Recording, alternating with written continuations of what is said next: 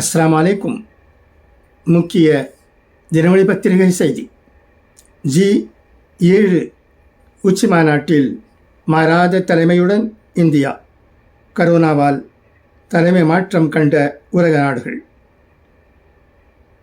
Corona பெருந்தொற்றுக்கு பிறகு அவற்றின் தலைமை அல்லது ஆட்சி மாற்றத்தை G7 அமைப்பின் உறுப்பு நாடுகள் கண்டுள்ளன.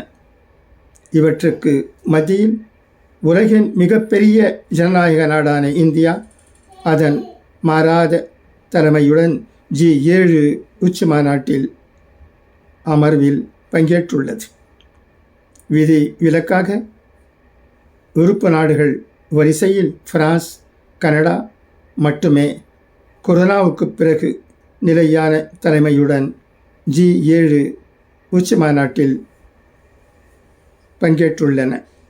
G7 என்பது Canada, France, Germany, Italy, Japan, Britain, America ஆகிய நாடுகளை உள்ளடக்கிய நாடுகளுக்கு இடையிலான அரசியல், பொருளாதாரம், வர்த்தகம் மற்றும் பாதுகாப்பு விஷயங்களை விவாதிக்கும் மன்றமாகும். இந்த G7 உறுப்பு நாடுகள் மற்றும் அதன் பார்வையாளர் நாடுகள் வரிசையில் கொரோனாவுக்கு பிறகு பல நாடுகள் தலைமை மாற்றத்தை சந்தித்துள்ளன.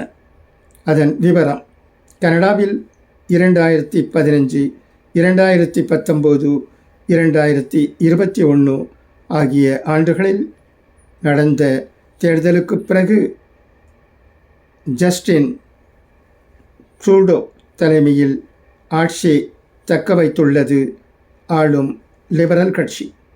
பிரான்ஸ் நாட்டில் 2022 நடந்த அதிபர் தேர்தலில் போட்டியிட்ட எந்த கட்சி வேட்பாளருக்கும் பெரும்பான்மை கிடைக்காத நிலையில் அதன் அதிபராக இருந்த இமானுவேல் மக்ரோன்கே ஆட்சியை மீண்டும் தக்க வைத்து பதவியில் தொடர்கிறார்.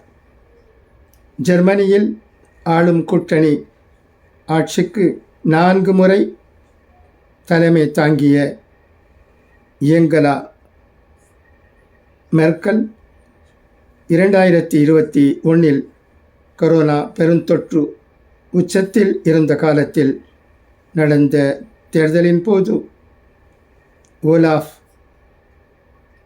ஸ்கோல்ஸிடம் ஆட்சியை பறிகொடுத்தார்.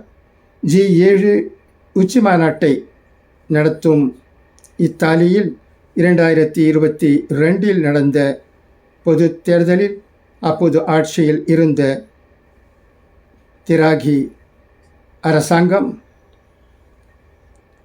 இத்தாலியன் பிரதர்ஸ் கட்சியின் ஜார்ஜியா மெலோனிடம் ஆட்சியை பறிகொடுத்தது. ஜப்பானில் 2012 முதல் ஆளும் கட்சியாக உள்ள தாராளவாத ஜனநாயக கட்சி LTP கரோனா காலத்தில் 2 முறை பிரதமர்களை மாற்றியது. 2021 3வது முறையாக ஃபுமியோ கிஷிடா பிரதமராக தேர்வாகி ஆட்சியை தக்க வைத்துள்ளார். பிரிட்டனில் ஆளும் கட்சியாக கன்சர்வேட்டிவ் கட்சி 2010 ஆண்டு முதல் கோலோச்சி வந்தாலும் கரோனா பெருந்தொற்று காலத்தில் இருந்து தற்போது வரை அந்நாடு போரிஸ் ஜான்சன் லிஸ்ட்ரஸ் இந்தியா வம்சாவளியை சேர்ந்த ரிஷி சுனக் ஆகிய 3 பிரதமராக கண்டுள்ளது. அமெரிக்கா 2020 கரோனா பெருந்தொற்றுக்கு பிறகு புதிய அதிபரை தேர்வு செய்தது.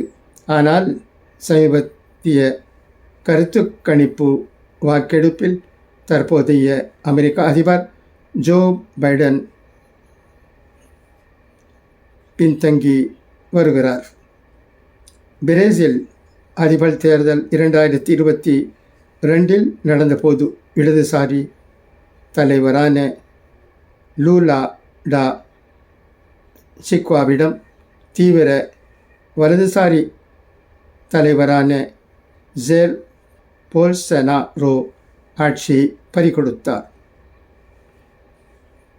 தென் ஆப்பிரிக்காவில் சமீபத்தில் நடந்த பொது தேர்தலில் தனது 30 வருட ஆட்சியில் இல்லாத அளவுக்கு பெரும்பான்மை பலத்தை ஆளும் ஆப்பிரிக்கன் தேசிய காங்கிரஸ் இழந்தது. இதையடுத்து அதிபராக உள்ள சிரில் ராமபோசா ஆட்சியை தக்க வைக்க மற்ற கட்சிகளுடன் பேச்சுவார்த்தை நடத்தி வருகிறார். வழக்கமாக G7 உச்சி மாநாட்டில் பங்கேற்ற தென்னாப்பிரிக்கா அழைக்கப்படும். ஆனால் இம்முறை அந்நாடு அழைக்கப்படவில்லை.